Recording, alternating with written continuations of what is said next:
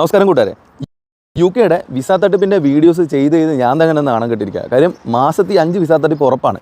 ഇതേ ഇപ്പോൾ ലേറ്റസ്റ്റ് ആയിട്ടുള്ള വിസ തട്ടിപ്പ് ഇയാളെ പിടിച്ചിരിക്കുന്നത് ഇന്ത്യ നേപ്പാൾ ബോർഡറിൽ നിന്നാണ്. 22 തുടങ്ങിയ സ്ഥാപനം തൊടുപുഴയിൽ. എന്നിട്ട് 600 വേക്കൻസി UK ഉണ്ടെന്നും പറഞ്ഞിട്ടാണ് 200 പേരുടെ ഇന്ന് 3 ലക്ഷം തൊട്ട് 15 ലക്ഷം രൂപ വരെ മേടിച്ചിരിക്കുന്നത്.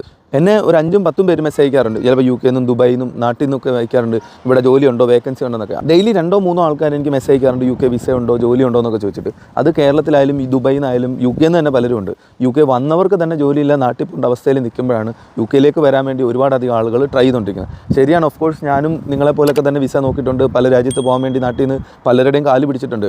പക്ഷേ ഇത്രയും ഭീമമായ ഒരു എമൗണ്ട് നമ്മളൊരാൾക്ക് കൊടുക്കുമ്പോൾ ആ സ്ഥാപനം എത്ര നാളായി തുടങ്ങിയിട്ട് എത്ര പേരെങ്കിലും കൊണ്ടുപോയിട്ടുണ്ട്, ഈ വക ബേസിക് ആയിട്ടുള്ള കാര്യങ്ങൾ നമ്മളൊന്ന് ചിന്തിക്കണം. 2022 തുടങ്ങിയ സ്ഥാപനം 2023 200 പേരെ നിന്ന് പൈസ മേടിച്ചിട്ട് ഒറ്റയടിക്ക് പൂട്ടിപ്പോകാം. മിക്ക സ്ഥാപനങ്ങളും ഇതൊക്കെ തന്നെ. മാക്സിമം ഒരു സ്ഥാപനത്തിൽ പൈസ കൊടുക്കുമ്പോൾ അത് എങ്ങനെ